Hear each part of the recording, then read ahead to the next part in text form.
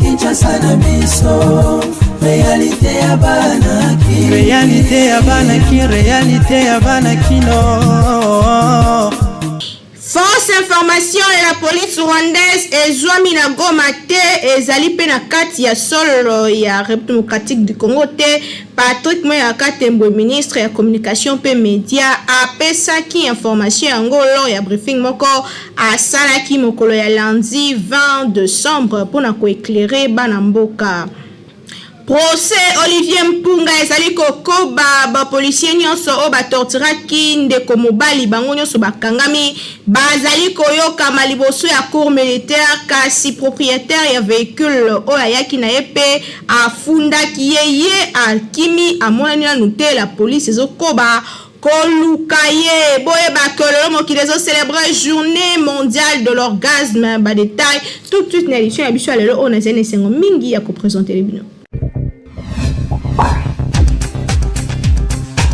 Mbote, merci na fidélité et confiance. Vous pouvez na KNB News sur Information toujours d'une manière très professionnelle. L'édition le bandi Tikato fongola yango na briefing o esalemaki na ministre Patrick Muyaya Bibisika affirmaki que la police rwandaise ezali na mabele ya mboka na biso te atalisaki que information yango ezali lokuta pe manipulation ya bato ya mitema mabe population esalaki babola na ndinga lobaki na image fait commentaire.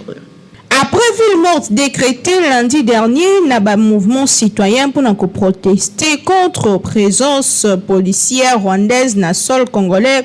Ministre de la communication et médias Patrick Muyaya Tembwe abimaki na silence pour affirmer que l'information yango ezali lokuta ba événement ya Goma o esalemaki lobi ezali preuve ya dangerosité ya ba fake news. Aucune image, preuve, top présence ya armée rwandaise na kati ya mabele ya mboka na biso kaka ba manipulation ya ndenge na ndenge ezali urgent koluka ndenge nini ko combattre ba fake news po ba vie na biso ezala protéger pour na population ba explication ministre Muyaya et convaincre bango te politique ya justification selon bango ezotambola te. Koyoka ba manifestation esalemaki lobi bango bazali ko attester bel et bien que la police rwandaise ezali na mabele ya mboka na biso. Pour rappeler que population na nzela ba mouvement citoyen ba bimaki na balabala mokolo ya lobi na ville ya Goma wapi ba activité ebele ezalaki paralysée bango ba lobi ba telemeli boko sitope boyei ya la police rwandaise na mabele ya mboka na biso.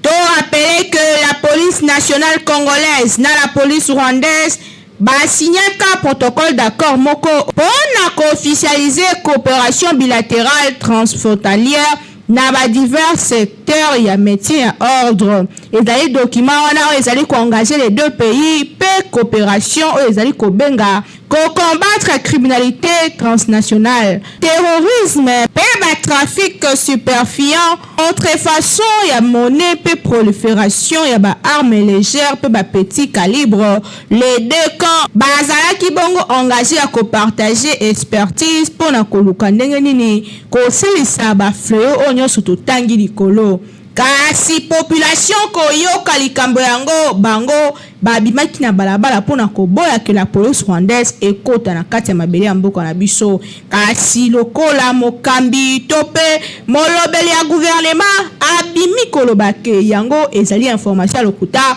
donc population ezala na kimia yango esalemi te la police rwandaise ezali nango na kati ya mabele na biso te qui dit vrai qui dit faux. Tokoye bango na mikolo ezali koya Kinshasa et l'équipe partout. Tolo bien on est bandeli que procès à Olivier Mpunga ezali kokoba lelo batu nyonso ba torturaki ye bazali liboso ya cour militaire kawapi bazali ko expliquer ba fendenge se déroulaki kasi propriétaire ya véhicule o bisika ayaki na ye pe o afundaki ye na monani te bolanda image. Après instruction, il y a gouvernement, procès, il y a Olivier Mpunga et Fongamaki en procédure, il y a flagrance lundi 20 décembre, na cour militaire, il y a Gombe, na Kinshasa, en présence, il y a ministre de la Justice, Rose Mutombo. Les 4 personnes interpellées va comparaître na audience yango. Officier à la police judiciaire ou la verbalisaki Olivier Mpunga aniaki que a tortura qui est selon version de fait naie le concerné topé victime a mis pesaki kufa topé à se suicidaki par pendaison na cachot. Atalisaki que ye a verbalisaki ye kaka petit atikaki ye na cachot na 22h. Ensuite asengaki que batia instruction na ye na jour o ekoya topé le lendemain. Descente moko sur terrain pesaki préparé pour na ko récupérer mutuka oyo ye atekaki. Curieusement na tongo bango bazalaki informé na chef ya poste Ntumba que prévenu Olivier azalaki soute na bomoi. Ami bomaki par pendaison ndenge information epesamelaki kasi bango baniye ke batorturaki ete koyanola na mituna na ba juge militaire pe d'autres parties à procès. Le policier chef ya poste asukaki na kwavoué ke ba chef na ye bapesaki ba coup na Olivier Mpunga question ya kogrimanse ye pour na ko faire cracher vérité to pe kobimisa ye aloba bisika tchaki mutuka. Atalisaki que tant ba memaki na 22h il fallait que ba grimacer pour que aloba yango esaki ke ba gifler pe ba menacer lokola bazalaki na ba menote te ba saelaki bilamba na ye pona ko maîtriser c'est-à-dire que ba longolaki elamba na ye likolo bakangaki na maboko batiaki nzete ndenge ezali komona na ba vidéo après ba sengaki que ba tia na kati ya cache pour que le lendemain baya koluka ndenge nini koyoka ye lisusu kasi bakuta ye na tongo esi akufaki ndenge bango bapesi témoignage na bango. Agent ya ordre oyo atalisi que plaignant ye moko nde afilmaki scène ya OPJ. Instructeur avoué que azwaki $100 na maboko ya plaignant oyo asengaki bakabola $50 na bapolisier nyonso ya garde kasi mbongo yango ekomaki nango na maboko ya policier te po ye abombaki yango butu ezalaki makasi na tongo aya boye mutu akufi mbongo pe elimwe. Déclaration oyo nde esalaki ke officier ministère public azala na tous ces états pe asilika makasi. Magistrat militaire asalaki ba remarque na juge ya OPJ que $100 o bapesaki ye ezali nde mpona torturer Olivier Mpunga ti na koboma ye. Asi procès yango tellement ke eumelaki makasi ntango bamonaki ke air eleki cour militaire et suspendaki audience a renvoyé yango mokolo ya lelo mardi na 9h local. To rappelé que Olivier Mpunga azwaki liwa to pe akufaki na baloko ya direction générale ya renseignement et services spéciaux DGRCPT na Mokuse wapi azalaka acheminer akize na koyiba pe koteka mutuka moko bakonfiaka ye na course moko donné. Video ya torture na ye ya baloko ya la police etambolaki makasi yango et provoquaki indignation kino gouvernement esenga ke bafongola enquête pe ba juger bato basalaki mosala ya kotorture mona mobali oyo atako asalaki nini ezali raison te pona kotorture ye. Aboende esalaki ke bakanga OPJ auditionaki ye na bato nyonso batorturaki ye bao basalaki mokolo wana en garde bango nyonso bakangami lisusu moto oyo afilmaki ye nde mokolo mutuka oyo akangisaki ye pe aza na problème.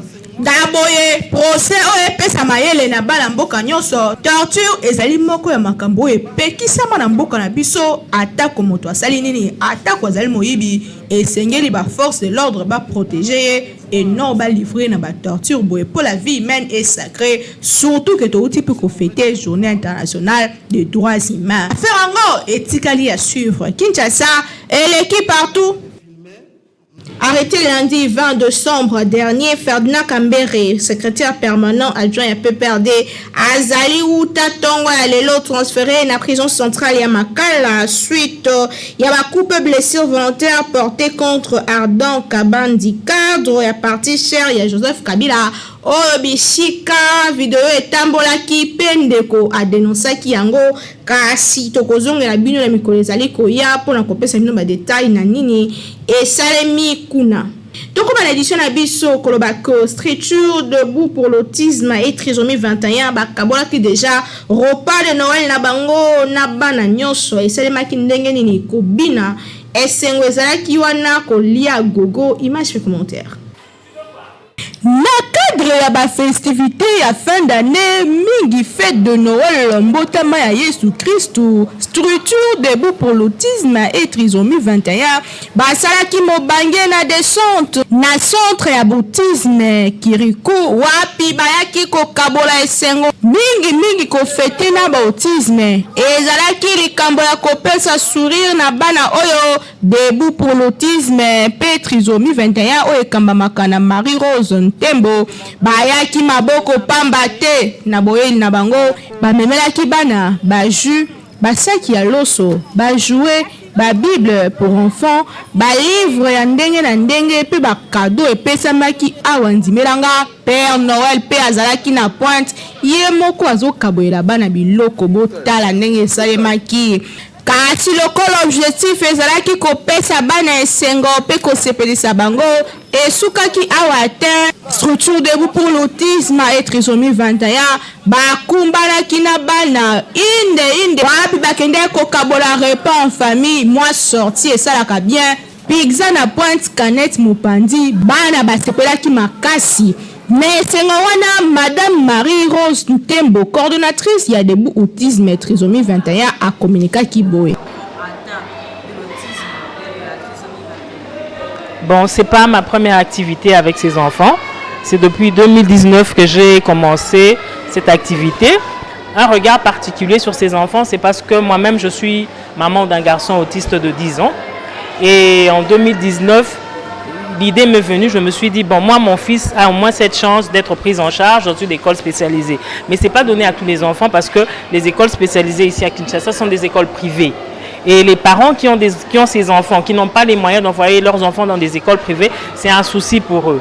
Et c'est de là que m'est venue l'idée de commencer à accompagner les parents des enfants, les parents démunis, des familles démunies, des enfants autistes par des œuvres sociales, des œuvres sociaux avec pendant les fêtes de Noël, pendant la journée mondiale de l'autisme, pendant la journée mondiale de la trisomie 21. Ce que je demanderais au gouvernement, c'est de s'impliquer à la cause de ces enfants. Surtout beaucoup plus pour améliorer la prise en charge de ces enfants. Beaucoup ne sont pas scolarisés parce que les parents n'ont pas des moyens, parce que aussi ces écoles sont privées.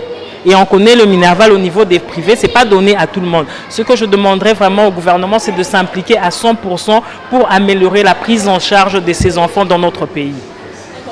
Noter que l'activité est salémie en collaboration avec la Ligue pour l'émergence et la démocratie, l'aide de Namukuse, parti cher Yagi Didier Kintambo. Et le monde debout pour l'autisme et trisomie 21 sourit Yabana et Zongi Pe Bazali rassuré qu'au fêté Kitoko Boende Zalaka Maman Marie-Rose Ntembo a lobby à Kosuka Boete à Koko Banab Action Aye Kitoko Kinshasa et l'équipe partout.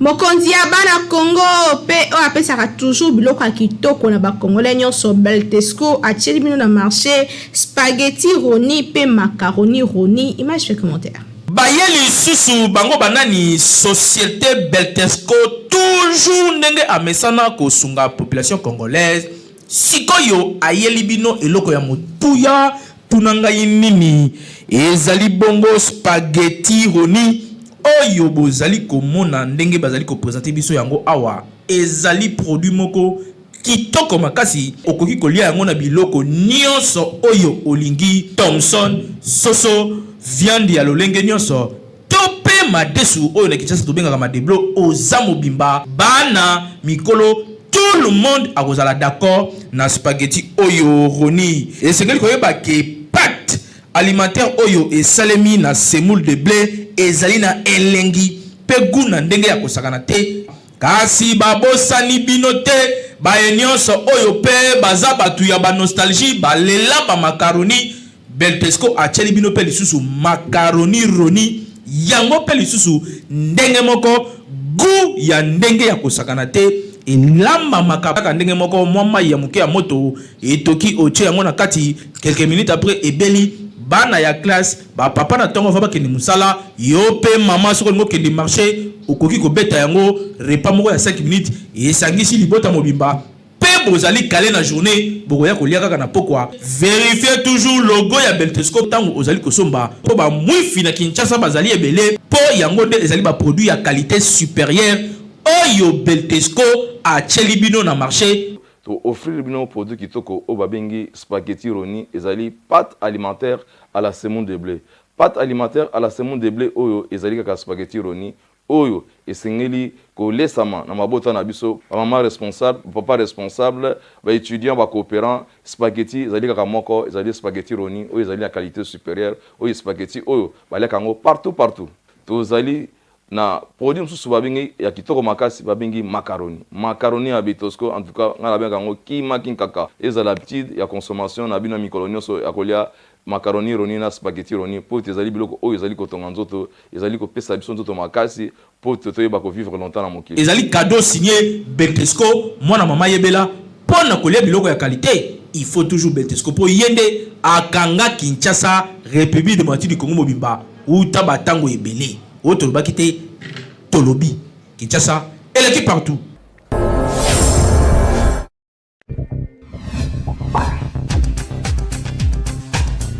Tolobaki on est bandé que mon kolalelo mo qui les a célébré journée mondiale et orgasme ezali nini importance na ngo ezali nini tozongeli yango awa voilà.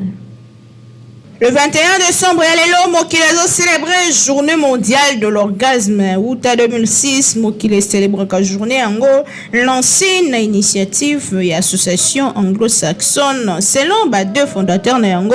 Talisa ko soki batuyon so bazali ko sala bolingo en même temps vague d'ondes positives et ko envahir Mokile mobimba, c'est-à-dire que bolingo entre batumi balé na kati ya société et zali malamu koleka. En 2012, voyant très inspiré, Podizaka que le 21 décembre 2012 et cause à la jour et à fin du monde, Kasiyango et Salemakate, mais occasion moko et pesamaka que journée ango, tout basa la bolungo bas à l'ensemble et zala kibongo pour l'enco salako, même ceux qui fin du monde est commis, tout bolingo et zali toujours na kata mete manabango, nabamboka et belé anglophone, fetaka journée à l'élo, loko la Royaume-Uni. Australie, États-Unis d'Amérique, P Canada, journée en go, et ça a fêté P célébré chaque le 31 juillet.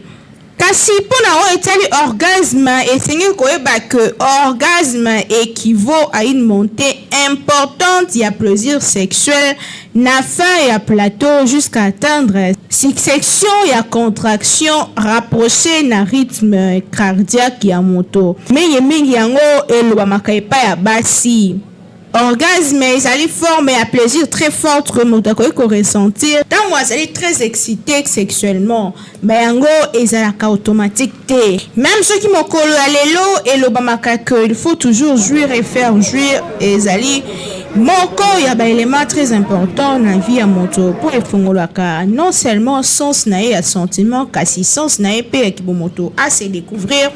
Pe et sungakaye surtout na ba couple bazane sengo journée à l'élo mo ki les ali ko kanisa moment yango o ezalaka moko ya ba moment très important na kati ya couple to pe na kati ya vie ya bato pona mibali orgasme et s'accompagnaka na éjaculation peine pour la basi moment d'orgasme et ça la clitoris ya mwasi et se retracer pèse à la périmée ba muscle ya vagin et à la contracter na rythme le plus important orgasme ko ko batango ebele orgasme izalaka automatique te kasi yango ezali multiple pe et variaka moki ezali ko célébrer journée mondiale de l'orgasme po ezali pe moko ya ba étape ya vie ya moto pe yango ezali important.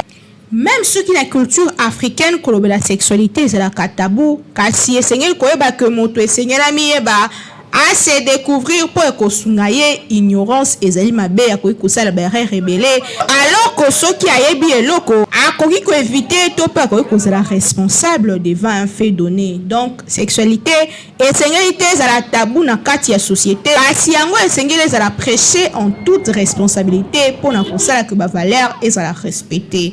L'homme qui est célébré journée mondiale de l'orgasme. Kinshasa et l'équipe partout.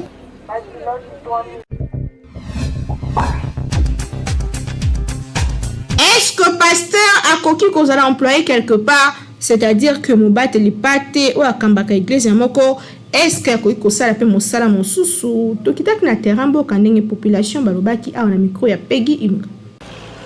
Na ba église ebele na Kinshasa tomonaka surtout na ba église de réveil mingi ba pasteur ba salaka musala mususu te à part gestion ya église na bango.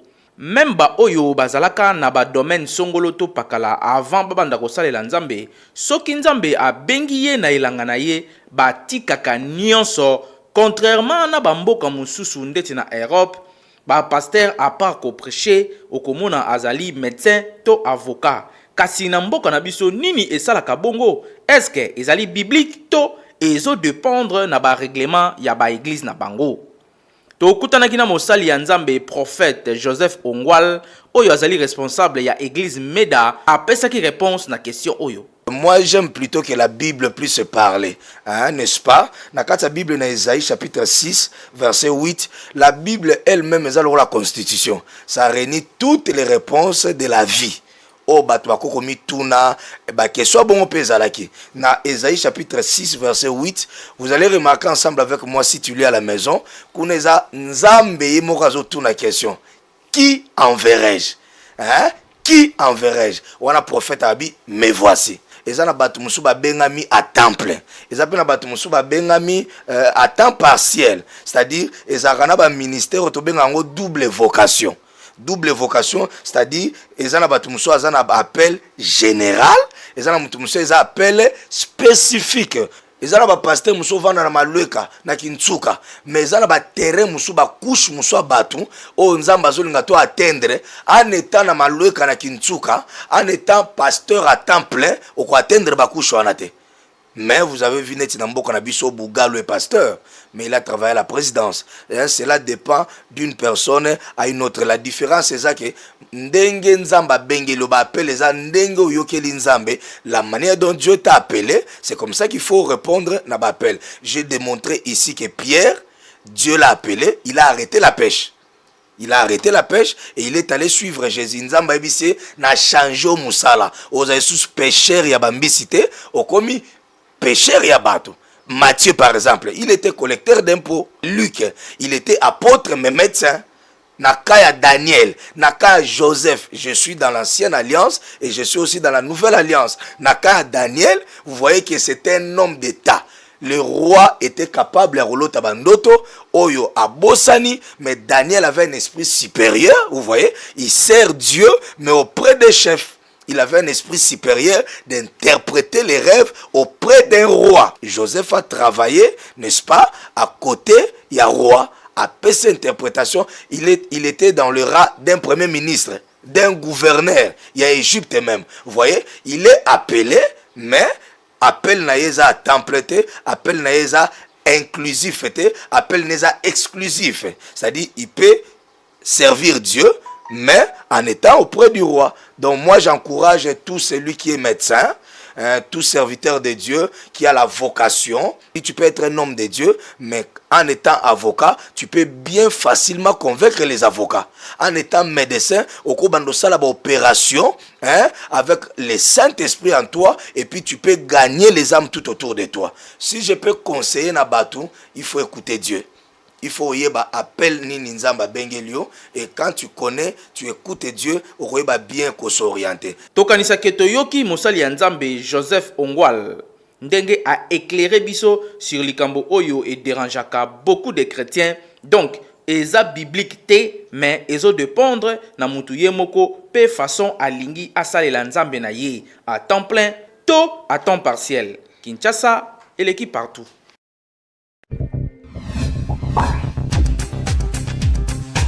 Tosuku édition Léona Sport pour na koyisa bino que ministre provincial ya sport loisir pe jeunesse ya ville province ya Kinshasa Paulin Ulo Babanga akitaki na mabele na ye na maloka wa bisika asalaki lancement officiel ya championnat du tour à na ville province ya Kinshasa dimanche 19 décembre o ezaki ndenge nini image pe commentaire. Terrain ya Regina Malueka evibraki na rythme ya Jijichu wapi lancement officiel ya championnat provincial esalemaki dimanche 19 décembre na présence ya ministre ya sport, jeunesse et loisirs ya ville ya Kinshasa, son excellence Paulin Ilobabanga oyo ayaki personnellement kofongola compétition yango sima une nationale pe mot de circonstance oyo pesamaki responsable ya sport pe loisirs ya ville ya Kinshasa afongolaki officiellement compétition oyo.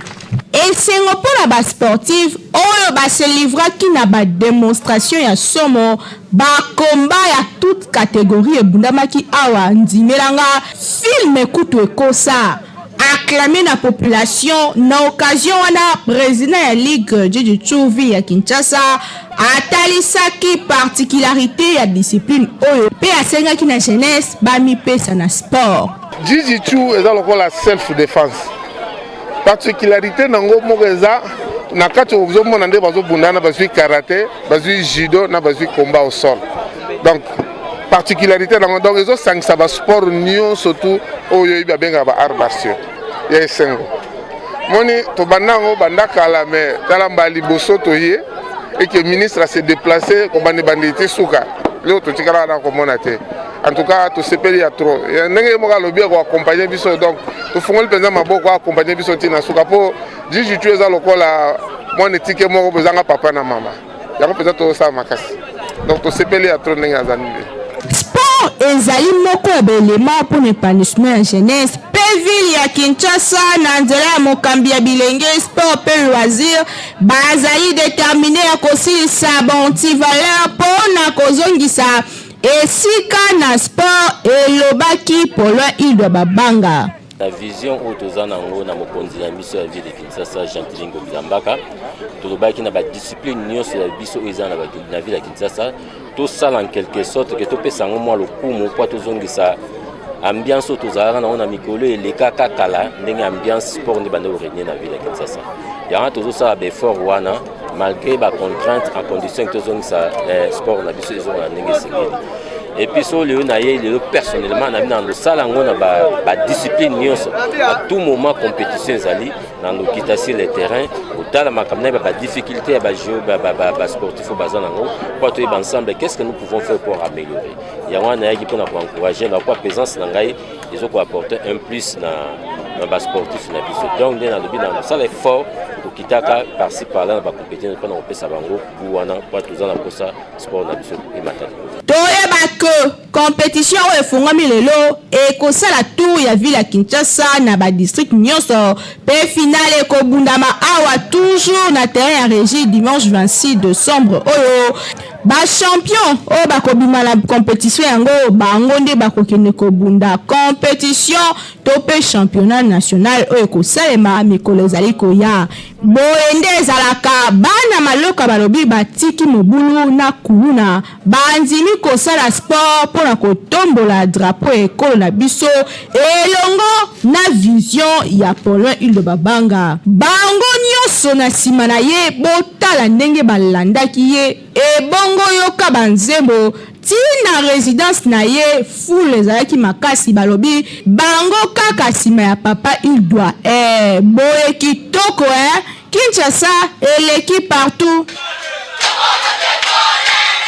Et ça édition le 21 décembre on a ça qui les sengomi en représenté les bino merci l'équipe technique per rédactionnel au ça qui mosala kitoko na sima caméra per régie sima makina Timothée KMB édition et betamaki dada l'équipe mumba ya magazine na bino per isusu réalisation za qui en attention toujours la coordination et grande la communication du mukendinga na za qui wana pour nous représenter les bino édition à l'autre côté très prochainement on a souci mon quoi pour servir bino toujours d'une manière très très professionnelle ni to mesena la bino mosala qui me la boute na bino magazine